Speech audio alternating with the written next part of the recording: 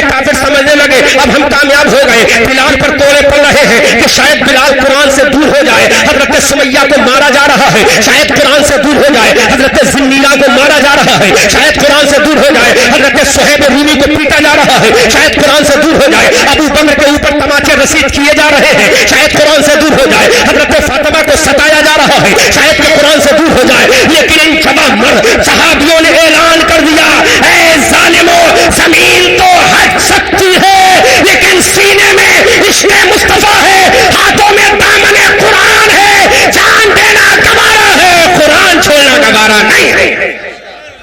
لیکن بے شک بے شک ہم نے اس کا الٹا کر دیا. سید محترم آج الٹا کر دیا ہم نے. پورے دل پہ ہاتھ رکھ کے بتانا, میں اعلان تو نہیں کروں گا کیونکہ اگر گناہ کا اعلان کیا جائے تو گناہ کا اعلان بھی گناہ ہے.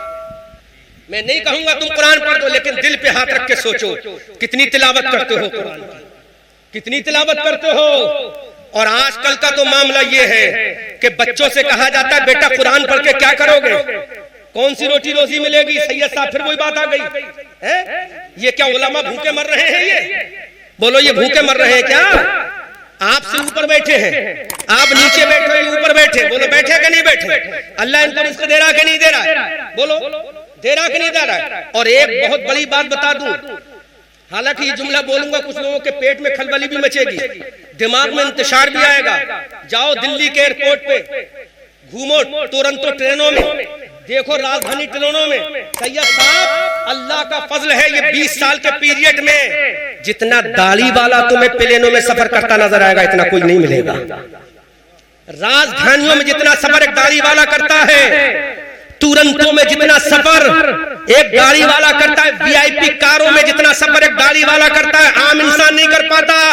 وجہ کیا ہے؟ عام انسان یہی سمجھا ڈاکٹر بنیں گے تو کامیاب ہوں گے, انجینئر بنیں گے تو کامیاب ہوں گے, پروفیسر بنیں گے تو کامیاب ہوں گے, لیکچرر بنیں گے تو کامیاب ہوں گے. لیکن قرآن پڑھنے والا سمجھتا ہم قرآن پڑھیں گے تو کامیاب ہوں گے. ایک بڑی تحقیقی بات اور بتا دوں, یہ سب وہ بات تقریر نہیں کر رہا ہوں, آج سمجھانے کی کوشش کر رہا ہوں. تقریر انٹرنیٹ کے ذریعے میری سن لینا. اچھا اسٹائل بھی کرنا جانتا ہوں, ہاں اس لیے جبہ بھی آج سادہ پہن کے آیا ہوں, ہے نا. اسٹائل نہیں کر رہا ہوں, سمجھانے کی کوشش کر رہا ہوں اپنی قوم کے لوگوں کو. بات سمجھ میں آ رہی کہ نہیں آ رہی ہے؟ پرائیویٹ اسکولوں میں جا کر دیکھو ایک ٹیچر کی تنخواہ کتنی ہوتی ہے, 1000 روپے 1500. صحیح ہے صاحب, یہی بات ہے نا, 1500 2000. پرائیویٹ ٹیچروں کی تنخواہ دیکھو آج بھی 1500 2000 سے زیادہ نہیں ہوتی. لیکن اللہ کا فضل, ایک اچھا عالم ہو تو اللہ تعالیٰ اس کو 20-25 ہزار سے کم کبھی نہیں دلاتا. اگر مسجد کا امام بھی ہے وہ تب بھی 5-10 ہزار سے نیچے تنخواہ نہیں دلاتا اللہ تعالیٰ. اور ایک ایم ایڈ بی ایڈ کرنے والا پرائیویٹ میں 2-2 ہزار کی تنخواہ پا رہا ہے. وجہ کیا ہے؟ صرف ہم نے قرآن کو ہلکا سمجھ لیا. اگر اس قرآن کی تعلیم کو ہلکا نہیں سمجھتے کامیاب کرتے ہیں, اس قرآن کی تعلیم کو اگر ہم بھاری سمجھ لیتے تو خدا کی قسم ہم دنیا میں کامیاب ہو جاتے. دنیا میں بھی عزت کی زندگی جیتے, مرنے کے بعد بھی عزت کی زندگی جیتے, قبر میں بھی. نہیں سمجھ میں آ رہا ہے؟ اس لیے اپنے بچوں کو بناؤ جس گھر میں ایک عالم ہو جائے گا, اگر عمل نہیں بھی کرے گا تو گمراہی سے تو بچا لے گا اپنے گھر والوں کو. ایک حافظ بن گیا, اگر وہ کچھ نہ بھی کرے تو کم سے کم گھر والوں میں اپنے باپ کو داڑھی تو رکھوا دے گا. کسی حافظ مولوی کے باپ بہت کم ہوتے ہیں بغیر داڑھی والے سید صاحب, ورنہ 99% باپ کی داڑھی ہو جاتی ہے. بات سمجھ میں آ رہی کہ نہیں آ رہی؟ کیوں سمجھتے میرا بیٹا حافظ ہو گیا, اگر نہیں داڑھی رکھوں گا تو نماز, تو کم سے کم اس نے کچھ نہ کیا تو اپنے باپ کے چہرے پر داڑھی تو رکھوا دی. یہ کیا کم ہے؟ جب مر کے قبر میں جائے گا تو مصطفیٰ کی سنت ساتھ جائے گی. ایک سنت ظاہری اعتبار سے بتا دوں کون سی ہے جو قبر میں بھی ساتھ جائے گی. ہم نے نماز پڑھی ہے, کسی کو پتا ہے؟ بولو کسی کو پتا ہم نے نماز پڑھی؟ ہم جانتے ہیں, ہمارا رب جانتا, کوئی نہیں جانتا. لیکن ایک چیز ہمارے پاس ایسی ہے, اگر اس کو اپنا لیں تو جب جنازے میں کفن سے منہ ڈھکا جاتا ہے اور منہ کھولا جاتا ہے تو وہ سامنے نظر آ جاتی ہے. آ جاتی کہ نہیں آ جاتی؟ بولو آتی کہ نہیں آتی؟ ارے کچھ تو بولو میرے بھائی, آتی ہے. چمکتا ہوا چہرہ, سبحان اللہ. یہ داڑھی مصطفیٰ کی ایسی سنت ہے کہ قبر میں جاؤ گے تو ساتھ جائے گا. نمازیں بھی ساتھ جائیں گے لیکن دیکھیں گی نہیں، روزہ ساتھ جائے گا لیکن دیکھے گا نہیں، لیکن داڑھی ساتھ جائے گی تو دکھتی ہوئی جائے گی. جائے گی کہ نہیں جائے گی؟ جائے گی کہ نہیں جائے گی میرے بھائیوں؟ اس لیے پڑھو قرآن کو، یہ قرآن تمہیں سب بتائے گا، سب بتائے گا. بس تھوڑا سا ذہن نکالا، اپنے ذہن سے دنیا کا غرور نکال دو، یہ دنیاوی تمتنت نکال دو، دنیاوی جاہو جلال نکال دو. ارے صحابہ کرام نے قرآن کو پڑھا تھا تو بادشاہ بھی بنے کہ نہیں بنے؟ حضرت ابو بکر 2-2.5 سال تک خلیفہ رہے کہ نہیں رہے؟ بولو. حضرت عمر خلیفہ رہے کہ نہیں رہے؟ حضرت عثمان غنی خلیفہ رہے کہ نہیں رہے؟ حضرت علی خلیفہ رہے کہ نہیں رہے؟ حضرت امیر معاویہ خلیفہ رہے کہ نہیں رہے؟ بولو رہے کہ نہیں رہے؟ مفتی اعظم کو کون نہیں جانتا؟ اعلیٰ حضرت اتنے بڑے عالم رہے کہ نہیں؟ کس کی وجہ سے رہے؟ قرآن کی بنیاد پر رہے. اس لیے میرے بھائیوں قرآن کو سینے سے لگاؤ. قرآن کو سینے سے لگا لو گے، اپنے گھروں میں پڑھو گے، تمہاری بچیاں پاک دامن رہیں گی. تمہاری بچیوں کی عزت کیسے محفوظ ہوگی یہ قرآن تمہیں بتائے گا. ماں باپ کا مرتبہ کیا ہے یہ قرآن تمہیں بتائے گا. بھائی کا مرتبہ کیا ہے یہ قرآن تمہیں بتائے گا. پڑوسی کا مرتبہ کیا ہے یہ قرآن تمہیں بتائے گا. ایک تمہارے غریب انسان کا مرتبہ کیا ہے یہ قرآن تمہیں بتائے گا. تولا کیسے جائے یہ قرآن تمہیں بتائے گا. ناپا کیسے جائے قرآن تمہیں بتائے گا. بزنس کیسے کی جائے یہ قرآن تمہیں بتائے گا. زمین پر کیسے چلا جائے یہ قرآن تمہیں بتائے گا. کسی کا حق لینے کے بعد دیا جائے یا نہ دیا جائے قرآن تمہیں بتائے گا.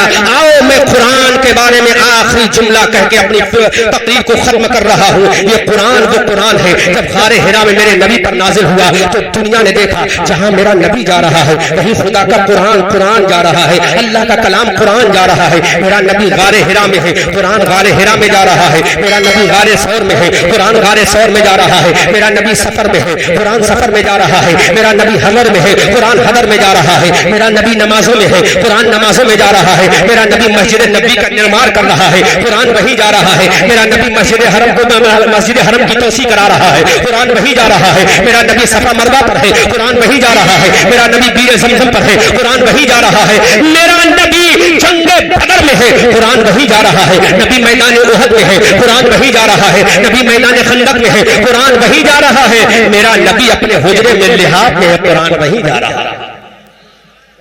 کوئی قابل ہو اگر تو ہم شان بھی کئی دیتے ہیں، ڈھونڈنے والوں کو دنیا بھی نئی دیتے ہیں. درس قرآن اگر ہم نے نہ بھلایا ہوتا، یہ زمانہ نہ زمانے نے دکھایا ہوتا. وہ زمانے میں معزز تھے مسلمان ہو کر، ہم ذلیل و خوار ہوئے تارک قرآن ہو کر. حضرات ابھی آپ نے ایک اسٹیٹمنٹ پڑھا ہوگا پرسوں کے اخبار میں کہ سری لنکا نے کہہ دیا کہ مسلم عورتوں سے پردے کو ہٹانا ضروری ہے. رک جاؤ اس کے بعد چائے پلا دینا. ادھر دے دو علماء کو. ہاں تھوڑی دیر سن لو، ہاں تھوڑی دیر سن لو اس کے بعد ہم بھی جا رہے ہیں. سری لنکا میں قانون پاس ہو رہا ہے کہ مسلم عورتوں سے نقاب چھینا جائے گا، جبکہ قرآن کہتا ہے عورتوں تمہیں پردہ کرنا ضروری ہے. بولو انڈائریکٹ حملہ کس پہ ہو رہا ہے؟ قرآن پہ ہو رہا ہے. ہو رہا کہ نہیں ہو رہا؟ وجہ کیا؟ وہ جانتے ہیں اس قوم مسلم کا خالی نام مسلمانی ہے، کام مسلمانی نہیں ہے. اس کا کام مسلمانوں والا نہیں. قانون پاس ہو رہا ہے. کیوں پاس ہو رہا ہے؟ وہ جانتے ہیں اس میں وہ جان نہیں رہی اب 1400 سال پہلے والی، ورنہ یہی قوم تھی دی ازانے کبھی یورپ کے کلیساؤں میں، کبھی افریقہ کے تپتے ہوئے صحراؤں میں. شان جستی نہ تھی نظروں میں جہانداروں کی، کلمہ پڑھتے تھے ہم چھاؤں میں تلواروں کی. یہ شان تھی مسلمانوں کی. بھارت کے اندر ایسے ایسے قانون بل پاس کیے جا رہے ہیں، لیکن گھبراؤ نہیں، صرف قرآن کے دامن سے چمٹ جاؤ. خدا کی قسم کوئی قانون تمہیں پریشان نہیں کرے گا. سارے قانون دنیا والے بناتے ہیں، دنیا میں ختم ہو جاتے ہیں، لیکن قرآن کو بھیجنے والا، قرآن کا قانون بنانے والا وہ پروردگار ہے جس کے بارے میں اس نے خود کہا ہے میں جبار و قہار ہوں. میں نے جہنم بنائی ہے، جہنم کی وادیاں غی بنائی ہے. میں نے جہنم کے کوڑے بنائے ہیں، میں نے جہنم کے ہنسلے بنائے ہیں، میں نے جہنم کے ویپنس بنائے ہیں، میں نے جہنم کے سانپ بچھو بنائے ہیں، میں نے جہنم کے بڑے بڑے کیڑے مکوڑے بنائے ہیں، میں نے جہنم کے بڑے بڑے ہتھیار بنائے ہیں، میں نے جہنم کے بڑے بڑے خطرناک فرشتوں کو میں نے مارنے کے لیے تیار کر رکھا ہے. وہ جبار و قہار جب اپنے کعبے پہ حملہ ہوتے ہوئے دیکھتا ہے تو ابابیل کا لشکر بھیج کر حفاظت کراتا ہے. جب ابراہیم پر حملہ ہوتا ہوا دیکھتا ہے تو نمرود کو آتش نمرود میں جلنے کے لیے تیار کرا دیتا ہے. وہ فرعون کو مارنے کی جب بات کرتا ہے تو حضرت موسیٰ کو بچا کر فرعون کو دریائے نیل میں ڈبو کر مارتا ہے, شداد کو زمین میں دھسا کر مارتا ہے, ابو جہل کو چھوٹے چھوٹے بچوں سے مرواتا ہے. اللہ کے عزت و جلال کی قسم, قرآن کو اپنے سینے میں بسا لو. یہ ظالم نطفہ نہ تحقیق جس کے خون کا پتہ نہیں ہے, یہ قرآن کو مٹانے کی بات کرتا ہے. اللہ ایسا مٹائے گا کہ اس کا نام لینے والا دنیا میں نہیں رہے گا. ابھی ایک اور تھا جس نے ہمارے رسول کی عظمت پر حملہ کیا, ہمارے رسول کے کردار پر حملہ کیا, ہمارے رسول کی شان پر حملہ کیا, ایسا مٹا دیا. مارنے والے اسی کے جماعت کے تھے, مارنے والے بھی اسی کے تھے, اور مروانے والے بھی اسی کے تھے. مسلمانوں کو اللہ نے بچا بھی لیا. یہ صدقہ ہے تمہارے قرآن کا. یہ بھی مرے گا, اسی طرح مرے گا جس طرح سے ابو جہل مارا گیا, جس طرح سے عتبہ و شیبہ مارا گیا, جس طرح سے فرعون و نمرود مارا گیا, جس طرح سے قارون و شداد مارا گیا.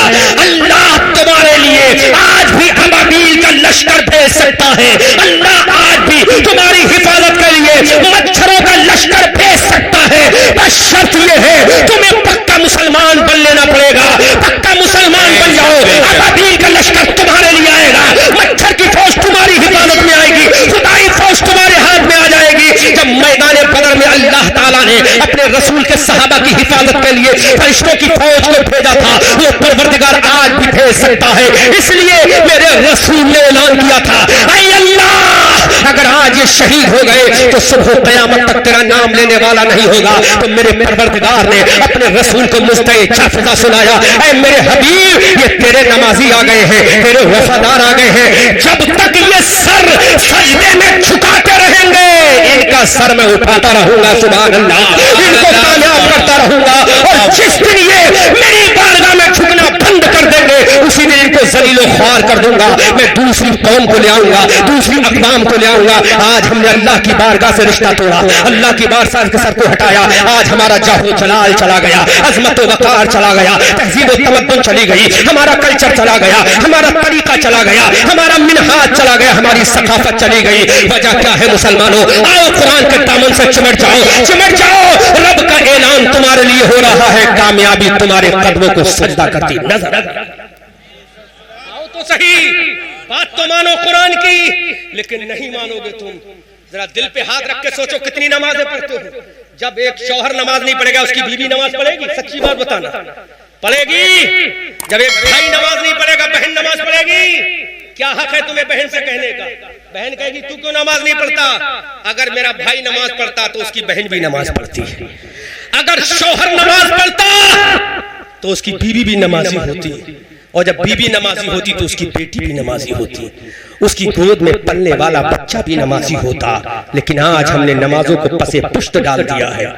میرے بھائیوں کب سمجھو گے اتنی آفتیں تمہارے اوپر آ گئی؟ اب بھی ہوش کے ناخون نہیں لوگے. اب بھی یہی سوچتے ہو کہ کورونا تو ویسے ہی مذاق کے لیے آیا تھا. مذاق کے لیے آیا تھا کورونا, دنیا کو بتانے کے لیے آیا تھا کہ دیکھ تجھے بڑا ناز تھا اپنی ٹیکنالوجی پر. سید صاحب یہ جملہ آخری آپ کی دعاؤں سے کہہ رہا ہوں, کورونا نے بتایا بڑا ناز تھا تجھے اپنی ٹیکنالوجی پر. کہاں گئی تیری ٹیکنالوجی؟ ایک ذرا سا عذاب بھیجا ہم نے کورونا کی شکل میں, دنیا کی ساری فلائٹیں بند کر دی. بولو ہوئی کہ نہیں ہوئی بند؟ دنیا کی ساری انٹرنیشنل ایئر لائنز بند کر دی گئی, دنیا کے سارے ایئرپورٹ مقفل کر دیے گئے. وہ بڑے بڑے بادشاہ وقت انہوں نے حکومت سنبھالنے والے جو کہتے تھے کہ نہیں بغیر فلائٹوں کے زندگی جینا مشکل ہے, اللہ نے بتا دیا پورا سال بغیر فلائٹوں کے رکھیں گے. بولو رہے کہ نہیں رہے؟ ایک دن اگر مارکیٹ بند ہو جائے, انسان کہتا کل کا سامان کہاں سے آئے گا, تو وہی اللہ تجھے دے گا جس نے کورونا میں پورے دنیا کو بند کر کے تیرے کھانے کا انتظام کیا. بولو کیا کہ نہیں کیا؟ بولو کیا کہ نہیں کیا؟ پوری دنیا بند رہی لیکن رب نے تیرا کھانا بند نہیں کیا. سچ بتانا, کھانا بند ہوا ہمارا؟ نہیں ہوا, ہمارا کھانا جاری رہا. پوری دنیا کی ساری فلائٹیں بند رہی لیکن ہمارا کھانا جاری رہا, ہمارا رزق جاری رہا. ساری فلائٹیں بند رہی لیکن ہمارا کھانا جاری رہا. سارے آفس بند رہے لیکن ہمارا کھانا جاری رہا. کیا ہی اچھا ہوتا اس کھانے کے جاری رہنے بھی ہماری نمازیں جاری رہتی. کیا ہی اچھا ہوتا کہ قرآن کی تلاوت بھی جاری رہتی. کیا ہی اچھا ہوتا مصطفیٰ کی نعتیں بھی جاری رہتی. کیا ہی اچھا ہوتا حدیث کی ترجمانی بھی جاری رہتی. تو خدا کی قسم اللہ تعالی ہمیں کامیاب. ایک بات اور بتاؤں, ایک چھوٹی سی اللہ نے بھیجی تھی کورونا وبا, پوری دنیا سر جوڑ کر بیٹھی. کتنا ٹائم لگا؟ 1 سال لگا ایک ویکسین بنانے میں. کتنا ٹائم لگا؟ کتنا ٹائم لگا؟ پھر بھی حتمی طور پر دنیا کی کوئی میڈیکل سائنس یہ دعویٰ نہیں کر سکتی کہ ہم نے کیئرفلی طور پر میڈیسن کو ایجاد کر لیا. دعویٰ نہیں کر سکتی. WHO بھی ہاتھ ڈال گیا, اپنے ہتھیار کو ڈال کر سرنڈر ہو گیا کہ ہم کچھ نہیں کر سکتے. کووڈ-19 کی ویکسین بنانے 1 سال لگا. اللہ اکبر. لیکن جب میرے نبی کی رحمت دریائے کرم جوش مارتا ہے, طلب کے بولو بولو طلب کے بولو, جب میرے نبی کا دریائے کرم جوش مارتا ہے تو میرا نبی بتا ابو بکر, تیرے پیر میں جس سانپ نے کاٹا ہے وہ اتنا زہریلا ہے, اگر اس کا پھن بھی لگ جائے تو انسان مر جائے, لیکن میں تیرا علاج کروں گا. مصطفیٰ جان رحمت کس سے علاج ہوگا؟ نبی نے فرمایا اپنے لعاب دہن سے علاج کروں گا. زور سے بولو, کس سے علاج کروں گا؟ لعاب دہن سے علاج کروں گا. ایسا علاج کیا کہ پوری زندگی میں کبھی اس زہر کا اثر ہی نہیں ہوا. اعلیٰ حضرت تبھی تو فرماتے کون دیتا ہے دینے کو منہ چاہیے, دینے والا ہے سچا ہمارا نبی. کورونا پر بہت کچھ بولنا تھا مجھے, لیکن میرے بھائیوں قلت وقت دامنگیر ہے. مملکت بر صغیر کا بڑا عظیم مفکر اسکالر یہاں تشریف فرما ہے, ان کے خطاب نایاب کو آپ کو سماعت کرنا ہے. بس آخری 2 باتیں کہہ کے گزر رہا ہوں. اس کورونا نے ہمیں بہت کچھ سکھا دیا. اگر ہم تھوڑا سا بھی احساس کمتری رکھیں, ساری دنیا بند رہی لیکن اللہ نے ہمارا رزق بند.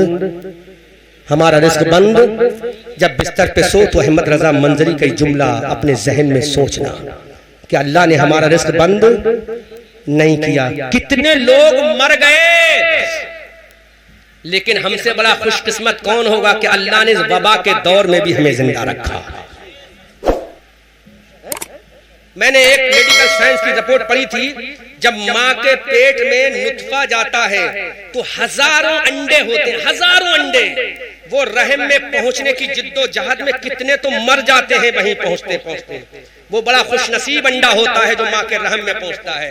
اس خوش نصیب انڈے کی نتیجہ ہم اور آپ ہیں. سبحان اللہ ہے کہ نہیں سید صاحب؟ کتنا کمپٹیشن ہم نے کیا ہوگا ماں کے پیٹ میں جانے کے لیے, لیکن اللہ نے ہمیں زندہ رکھا کہ نہیں رکھا؟ اس انڈے سے ہم اتنا کمپٹیشن کرنے کے بعد, اتنی جد و جہد کرنے کے بعد, اتنے جھگڑا لڑائی کرنے کے بعد اللہ نے ہمیں فی احسن تقویم کی تفسیر بنا کر بھیج دیا ہے. اس اللہ کا کتنا کرم ہے. کتنے لوگ دنیا سے چلے گئے, اللہ کا بڑا فضل و کرم ہے کہ اس وبا کے دور میں بھی اللہ نے ہمیں زندہ رکھا ہے.